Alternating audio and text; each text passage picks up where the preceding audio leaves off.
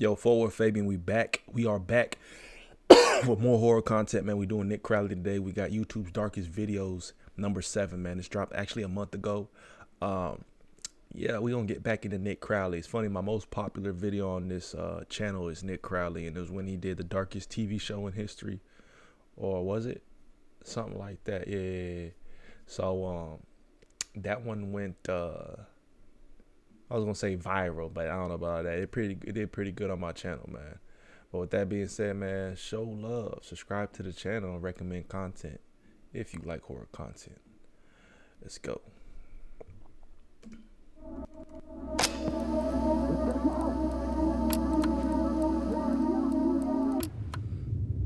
It's December 4th, 2003.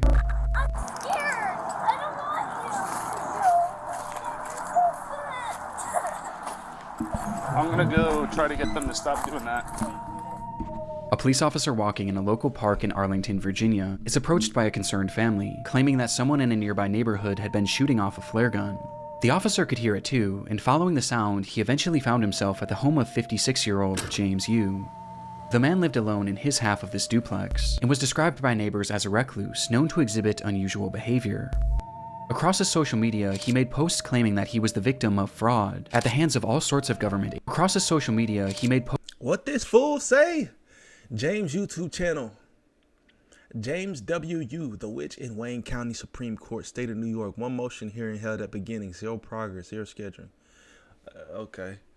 Posts claiming that he was the victim of fraud at the hands of all sorts of government agencies, as he had a deep distrust of the US government as well as law enforcement, and he believed that numerous people were attempting to kill him, like his ex-wife, the FBI, and even his neighbors.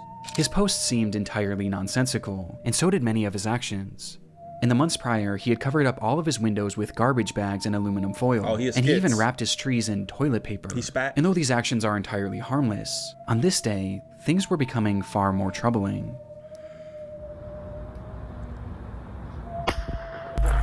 When police arrived at his home, Yu would be seen firing his flare gun out of his window and into the air, over and over again, and despite repeated attempts to get him to stop, Arlington County Police! Stop shooting the flares! Mr. Yu!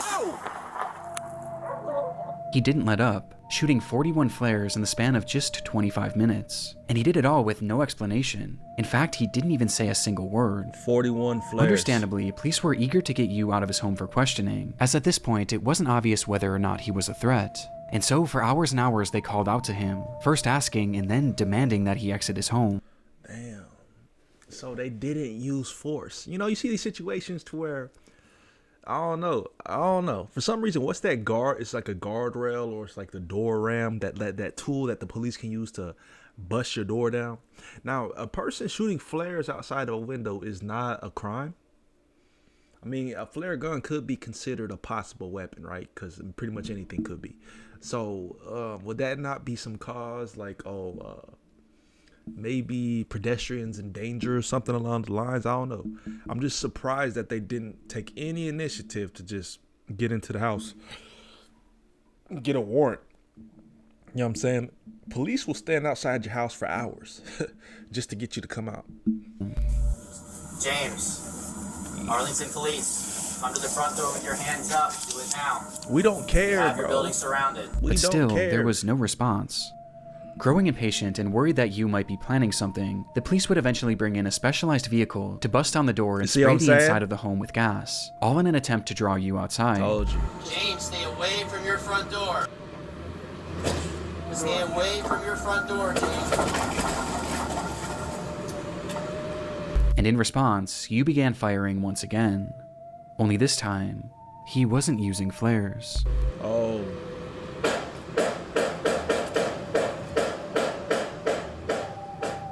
And instead, he was now yielding an actual gun. Wow. Thankfully, none of these shots connected, but with the situation becoming increasingly dangerous, the officers decided to fall back, as they carefully came up with a new plan for apprehending Yu. Though whatever they had been planning would never come to fruition. Uh-oh. He going off himself.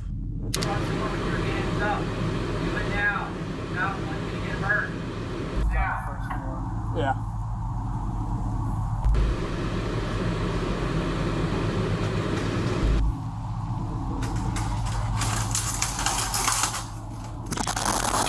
What the hell?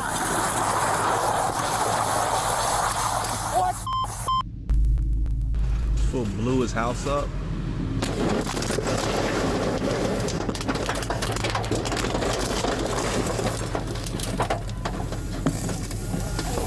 Bruh, I just thought about it. It's a duplex.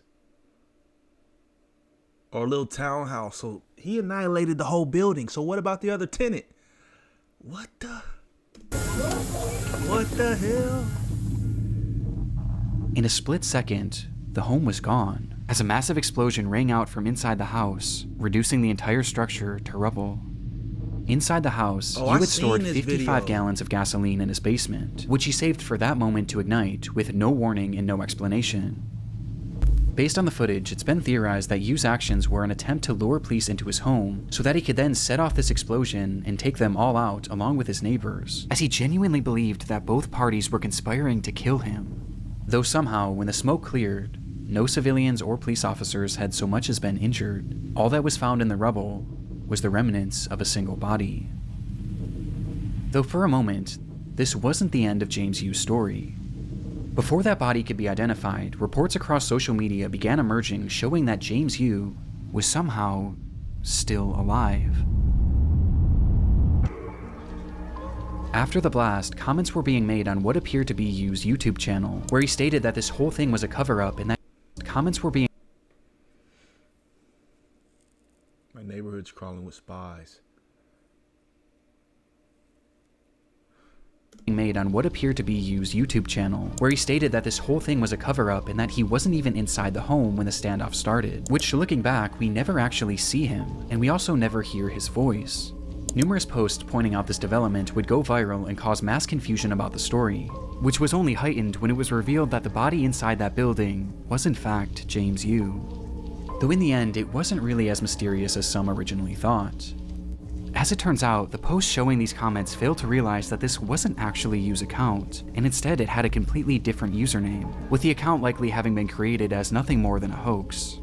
To this day though, there are some that still believe that this was all some sort of massive cover-up, but in reality it just seems that this was the result of a man gripped by crippling paranoia and loneliness, with it all coming to a head in what has gone on to become one of YouTube's darkest videos. Yeah, I want to say I actually did a reaction to this clip, a shorts reaction to this clip of a house blowing up on my other channel, the Fort Worth Fabian channel, and it got blocked or something like that. It got taken down or something like that. I got reported for it, and you know, YouTube's pretty somewhat lenient on certain things, but they're not like TikTok. TikTok will take any type of thing down, bro. So I was kind of surprised. I'm like, bro, I've had worse on here, but it could be due to the stipulations or the details behind the case. You know what I'm saying? I'm not sure. But anyways, I recall that clip of that house blowing up. You know what I'm saying? So it's kind of wild when you think about it. But this is my thing. The scariest thing in the world is people, because they're all around and you don't know what they think, man.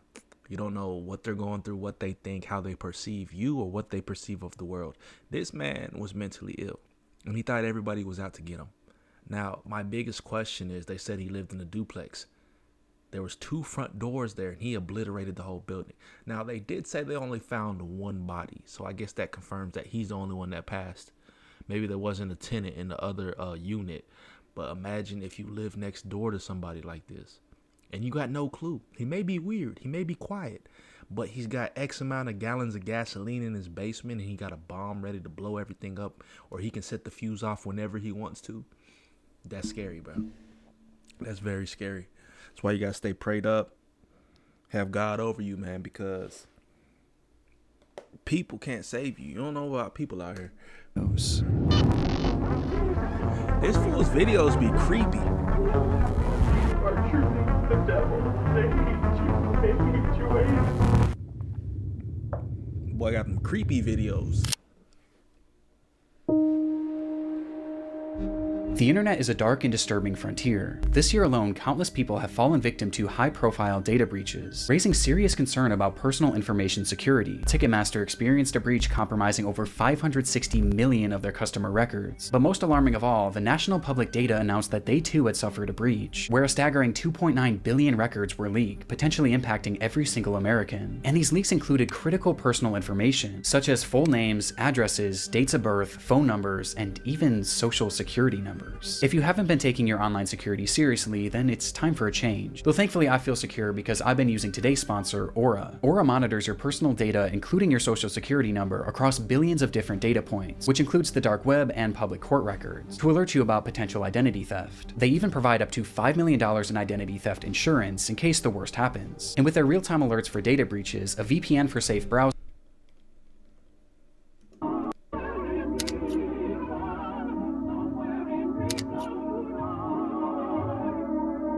there was really nothing else like it.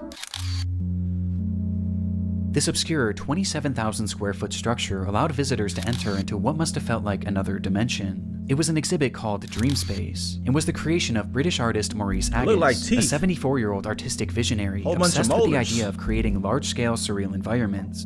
And this was his magnum opus. The structure was inflatable, akin to a massive bounce house, and once inside, guests were confronted with a labyrinth of brightly colored walls and cells, twisting and turning into some sort of surreal maze that patrons were told to lose themselves in. This piece of art premiered back in 2004, and due to its inflatability, it was actually built to travel, making stops in major cities in the UK, before it was eventually set up at Riverside Park in Durham on the 22nd of June, 2006.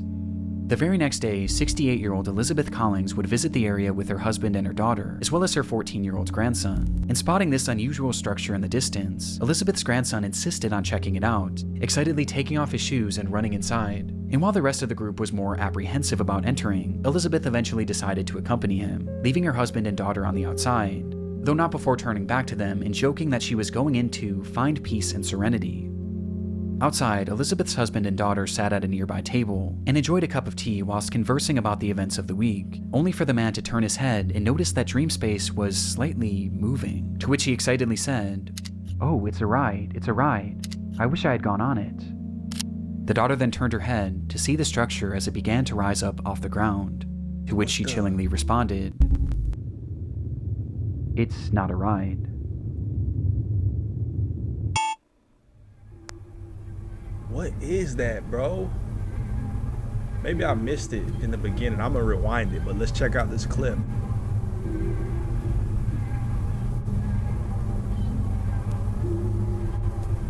The whole thing topple over. Look at this person right here. I'm running. As soon as I see that, I'm running, bro. Why is it moving like that?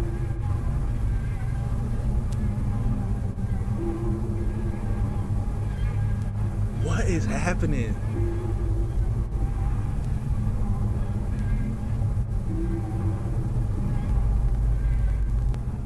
In that moment, Dream Space had snapped from its moorings and was blown into the air by a massive gust of wind.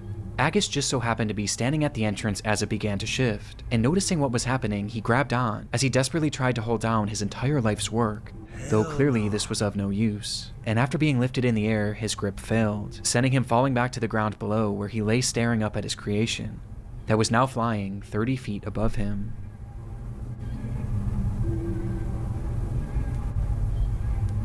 What kind of gust of wind is that? That's got to be some tornado type level. How is it lifting that whole thing up 30 feet in the air?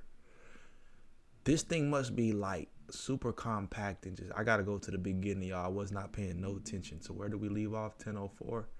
Let me just get some additional context real quick. Dream Space. There was really nothing else like it.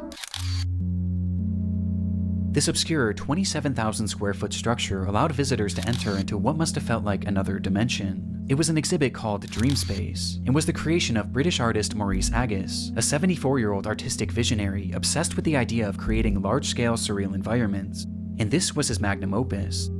The structure was inflatable, akin to a massive bounce house, and once inside, guests were confronted with a labyrinth of brightly colored walls and cells, twisting and turning into some sort of surreal maze that patrons were told to lose themselves in. This piece of art premiered back in 2004, and due to its inflatability, it was actually built to travel, making stops in major cities in the UK, before it was eventually set up at Riverside Park in Durham on the 22nd of June, 2006.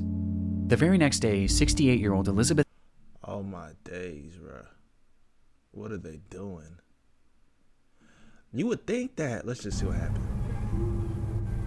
Inside, there were as many as 30 people who were now being thrashed around this giant inflatable structure in a scene that I truly can't even imagine. The claustrophobia of it, the dizzying colors, the screams, it's genuinely one of the most horrific scenarios I've ever heard.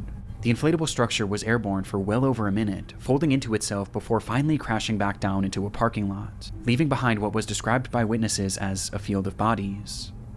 Worst of all, the majority of those in attendance were families with small children, with one 7-year-old girl recounting her experience, saying, "It was very scary and people were screaming. I saw a lady clinging on and then falling out, and then she was lying on her back with people around her.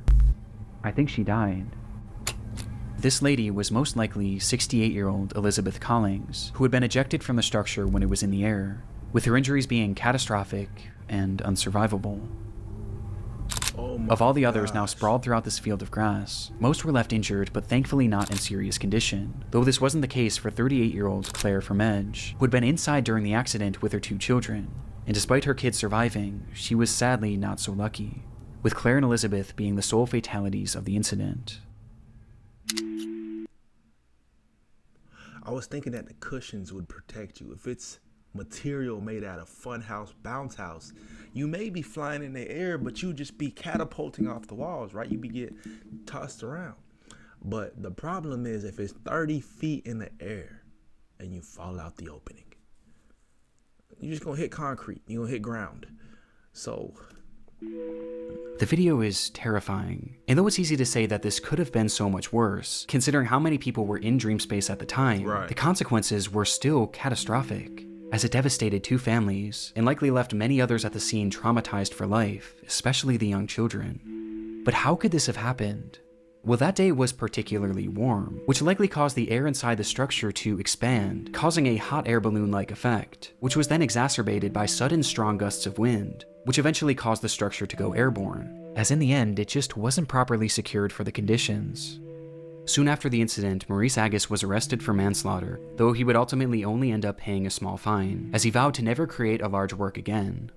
Just a few years later in 2009, Maurice Agus would pass away, with his legacy forever being defined by this devastating... I'm finna say, he just had to pay a fine. They say they arrested him for manslaughter, but it's like, it's kind of like a natural cause. Like, that was the wind. I mean, of course, he didn't have it latched down properly, you know what I'm saying? But footage. That's crazy. Oh, that one's crazy, y'all. That one's wild. That one's wild. Happy birthday to you. Happy birthday, Elaine Serena. Campione. On October 2nd, 2006, police entered the home of 31-year-old Elaine Campione, where inside they found the woman speaking incoherently. Next to her was a VHS camera, depicting a series of disturbing events that had transpired within the home over the previous months and days, with the footage eventually finding its way onto YouTube. How? Why? How'd it get on YouTube? Hi, Serena. It's August 8th, 2006. Happy birthday to you. Happy birthday to you. The tape starts with Elaine pointing her new camera at her daughter Serena. It was her 3rd birthday, and to celebrate, Elaine had left a brand new bike in the living room. Bruh, home videos like this are just creepy. You know what I'm saying? Especially when they got the little time in the corner and it's like 80s, 90s. It's just weird. Especially when you know some weirdness happening in association with it. It just be creepy, man. Like the VHS effect. What is it? It's a bike. Days later, the footage continues, showing Serena once again as Elaine asks, How does Mama love you? This much. Oh, I love you more than that. How much does Mama love you? Elaine then shows her other daughter Sophia, who was just a baby, before turning the camera on herself and showing the kids how the device worked. Hi! See how the camcorder works? Look. Yeah, it's a virus. Look. Hi! Is that mommy? Hi.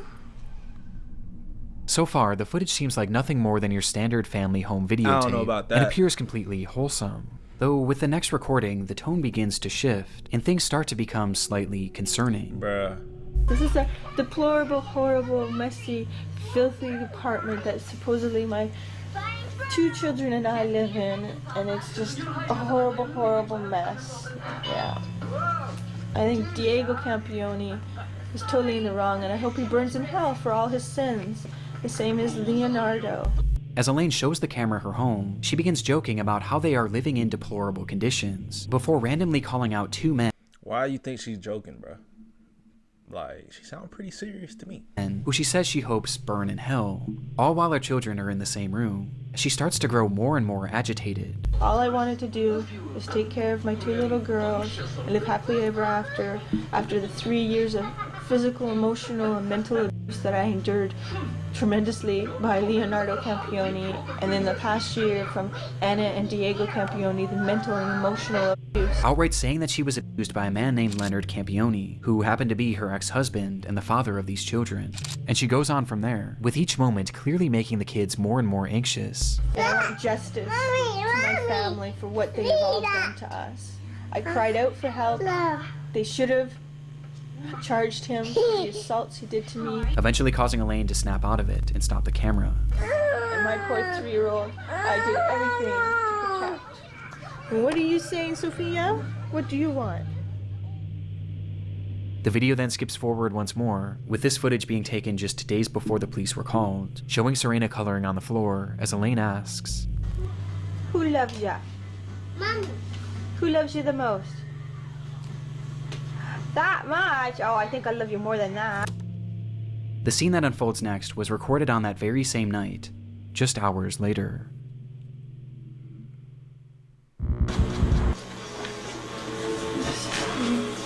Recording this because Leo there. Are you happy? Everything's gone. You wouldn't give peace. You wouldn't tell the truth. You didn't care about our babies. You didn't care about me. You cared about yourself. All you did was hurt us. Dang, she touched the kids, bruh. In the video, Elaine states that everything is gone, as she speaks to Leo directly, accusing him of having ruined their lives with his constant abuse. You are truly the devil. And I hate you. I hate you. Bruh, you're delusional, lady. I hate you, and I want you to know how much I hate you. Disturbingly, the children were nowhere to be seen in this footage, with Elaine eventually addressing them by saying, God believes me, and God's taking care of them now. They're protected by God, thank God, and thank Him. Because there's no way I could have them with you. Nothing's good enough for you. It has to always be your way. Well, they're good. And you can have it your way. Your wife and your daughters are dead now. We're all in heaven. According to Elaine, not only were her children gone, but she was too, as she stops the recording soon after. Despite saying this, the camera would actually start up one more time, where Elaine describes how she was still alive, despite having attempted to OD, which prompted her to call the police. When officers arrived at the home, both Serena and Sophia were found laying in her mother's bed, holding hands, and wrapped tightly in rosaries. Neither of them were alive. 2 nights prior, and directly before filming this message, Elaine had brought them both into the bathroom, as it was time for their nightly baths. And once in the tub, she told them to play a game, one where they would place their heads beneath the water and blow out bubbles. When they did this, Elaine held their heads down, and she didn't let go until she was certain they were gone. This footage is some of the most disturbing that I've ever seen, as we get a glimpse into Elaine's descent into madness. So I'm saying in the beginning when dude said, "Oh, she's joking around." Nah, sometimes you can just see insanity in people's eyes, bro. Like the first time she turned the camera on herself, something was off. You could tell like she had some screws loose just by the way she was speaking, and you could see it in her eyes. You know what I'm saying? And I hate these kind of cases, man. This remind me of like what's that Inception movie or whatever, and Leo's wife had killed his kids in the pond or whatever, and it's like there's a lot of stories like this to where moms drown their children. But this is sad, bruh. stories with kids and these videos associated, like, they're creepy, and I don't like it irks me when there's these cases where parents pretty much delete their kids. You know what I'm saying? It's like, and it's spite, because she was saying it all on camera. It was spite. Maybe he was gonna get custody or something like that, but if you're saying on camera that you can't have them, it's just buffoonery, man. It's clown world work. In the Goofballs, man. I thought she probably had some type of, well, the other baby, I was gonna say postpartum or something, but the other baby, they're fairly old. They're not newborns, but moments directly before she stole her children's lives. But all of this leaves one obvious question. Why? Well, it was noted during her investigation that the abuse she alleged from her ex-husband Leo seemed to be very real and well documented over the years, leading to Leo not being able to see his children for over a year, with this causing the two to separate, which is when Elaine's mind began to deteriorate. She began believing that people were following her and were going to kill her, with this fear of people eventually shifting to a fear of aliens, as she claimed to have seen them on numerous occasions, believing they were following her. Because of this fear, she refused to let her children out of her sight, not even allowing her own parents to look after them, causing her to become so attached to these children that she genuinely began to believe that they were all one entity, which made things incredibly concerning when she became suicidal and eventually attempted to take her own life. Despite Leo's more than troubled history, he had supposedly turned his life around in the years leading to this footage, and was eventually allowed to start visiting the children on a limited capacity. And seeing the children and seeing the way their mother was behaving, he began to grow incredibly concerned, and eventually attempted to gain full custody. And it was this bitter custody battle that seemed to be the ultimate factor that led to Elaine ending the lives of her children. God's taking care of them now. You're protected by God, thank God. And thank Him. Because there's no way I could have them with you. Elaine Campione would be charged with 2 counts of murder and would eventually be sentenced to life in prison, with a possibility of parole after 25 years. Today, she's held in a minimum security prison, where she's free to leave once every weekend to attend church and other functions. why? Why is she allowed to leave? First, I thought it was going to claim insanity, put her in some type of asylum, but why is she allowed to have some type of privilege? You know what I'm saying? Like, these, it's crazy, bro. RIP to those kids, man. There's a lot more info on this case that I had to cut due to constraints. I'll link some deep dive videos below for those wanting more, okay? And check those out.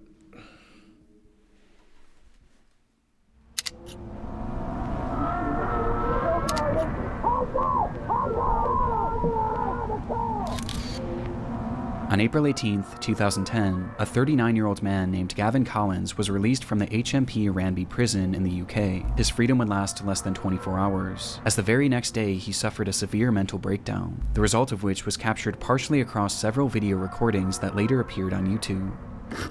This is the story of his rampage. It began at approximately 9 a.m. in the city of Nottinghamshire when Gavin left his home. As he walked down the sidewalk, those in the area reported him acting strangely, muttering to himself that he was Jesus and that he was invincible. Without warning, he then turned his attention to a random home, which he forcefully entered, stole a man's car keys, and took his vehicle, taking off with no apparent destination. Inside the car, the owner just so happened to have 2 cameras, one being a standard dash cam and the other facing inside the vehicle, giving us a look at Gavin and his apparent mental state. He looked like Voldemort. Don't he look like Voldemort off Harry Potter right here? If y'all know, y'all know. If you don't, what I am. Vehicle, giving us a look at Gavin and his apparent mental state. Bro look lost. This is me. Jesus Christ, I'll show you how good a eyesight I've got. Hey, don't need this. Come on, let's go, bro. Talk, get rid of all the crap hairs. Let's go! Let's go! Just at a glance, it's obvious that Gavin is completely unhinged. For some reason, he was utterly filled with rage, ripping off the rearview mirror and yelling obscenities and incomprehensible threats at no one in particular. I'm enraged! I'm Jesus! I'm descendant of God! And you lock me up! Watch this! You. And most concerning of all is the speed in which he's traveling, as he starts driving faster and faster, swerving in and out of cars as he passes through busy residential areas, as he reaches speeds that have been estimated to be anywhere from 85 miles an hour to well over 120. Watch this now! I'm getting stronger and stronger by the second! Woo-hoo! But somehow, despite countless close calls, every time he avoids collision. At least for the time being.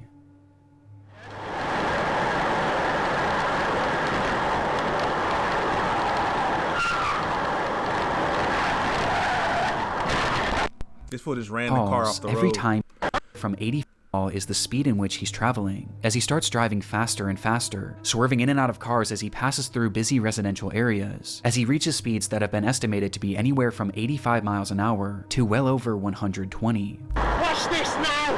I'm getting stronger and stronger by the second!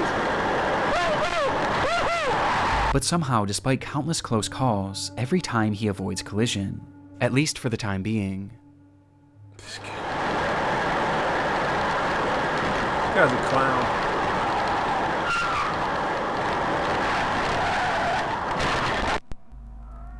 Oh, looked like he had heavy In an impact. instant, Gavin smashes the vehicle into a brick home at full speed, with the impact being devastating.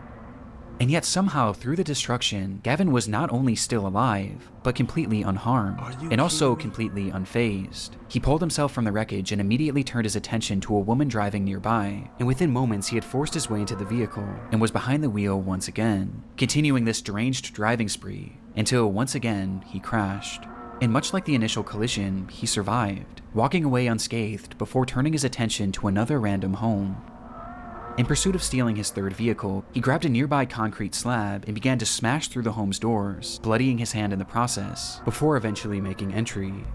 Inside were a mother and her 2 children, one of which was 5 years old, and the other wasn't even a year. Gavin approached the terrified family, yelling and demanding that the mother give up her car keys, telling her that he was Jesus and that, "Because I am Jesus, I will kill you if you don't give me the keys." And without hesitation, she did as he said. Gavin then went to each member of the family, and with his injured hand, he drew crosses on their forehead, out of his own blood, before taking off with his third stolen car. The hell? Hey, at least he left them alive.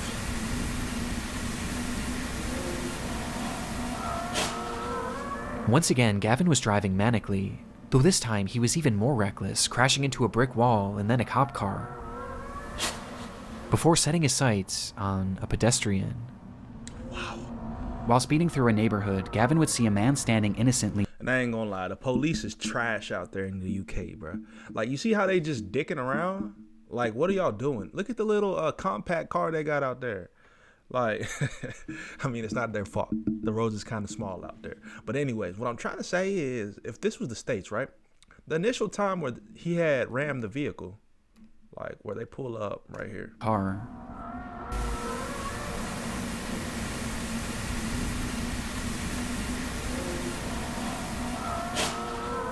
Once again, Gavin was driving manically, though this time That first, like, time that he hit the police car, cops over here would have hopped out the vehicle.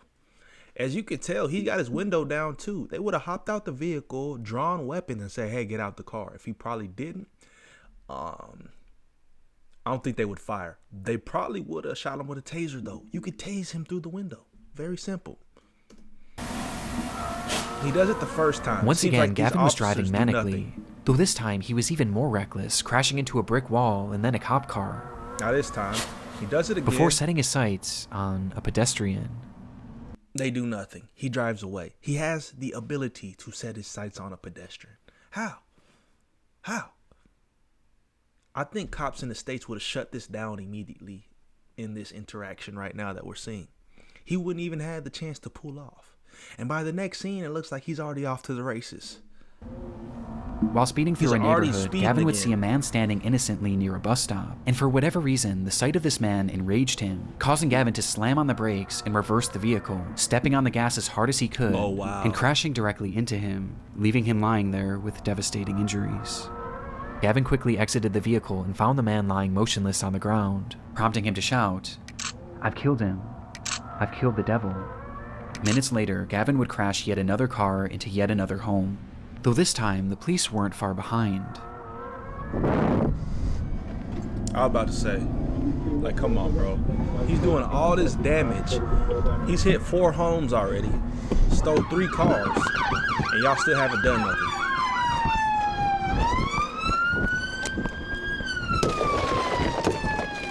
Boys on foot.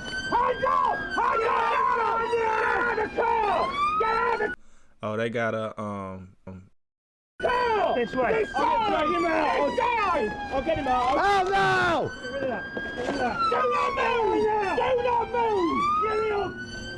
Get him out. Get him down. finally bringing his disturbed driving spree to an end. The man that Gavin had struck was 87-year-old Terry Radford, a retired teacher whose injuries were catastrophic, with the man passing away soon after. According to his family, Terry was an incredible grandfather, father, and son. The footage is genuinely horrifying, but what's most shocking of all is the fact that any of this was even allowed to happen. As stated previously, this was Gavin's very first day out of prison, and based on the behavior he exhibited whilst in prison, he really should have never been released. So I'm trying to say, bruh, the judicial system over there is trash. I ain't gonna lie to you, bruh. I ain't even gonna lie to you. Dude was in prison. This was his first day out, and he went on a spree like this. Like, aren't there some evaluations that have to be taken to kind of get some understanding? But it's acceptable to let this type of person back into society?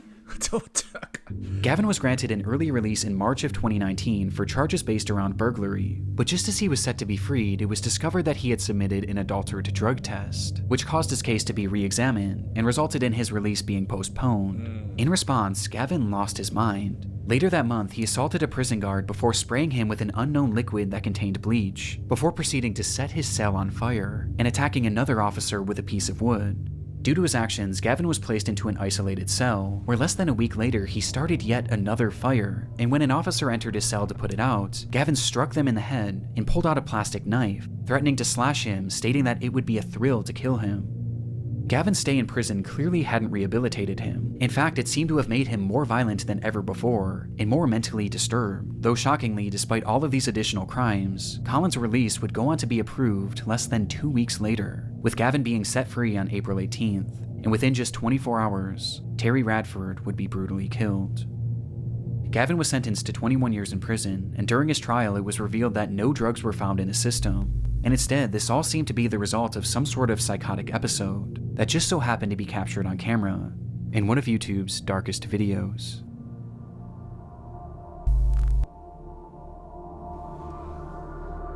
I don't know what to say. This one was creepy weird. And the fact that it's all recorded, you know what I'm saying? And posted on YouTube. Like, what? Oh, man. We live in a crazy world, like I'm saying. The biggest thing you got to be afraid of is other people. Some people are just loony. Some people have a screw loose. Some people are just crazy. Some people are just evil. You know what I'm saying? They don't care. They want to kill you. They want to get you out of here. So you got to be 10 toes on guard. Don't move in the world as if it's a safe space. You know what I'm saying? Be smarter than that. Oh, I leave my doors unlocked at night. I live in this next neighborhood. All right. If you say so. You think the world's sweet. Okay. All right, y'all. We'll catch y'all in the next video, man. Peace, love, prosperity. We'll see y'all next time. We out.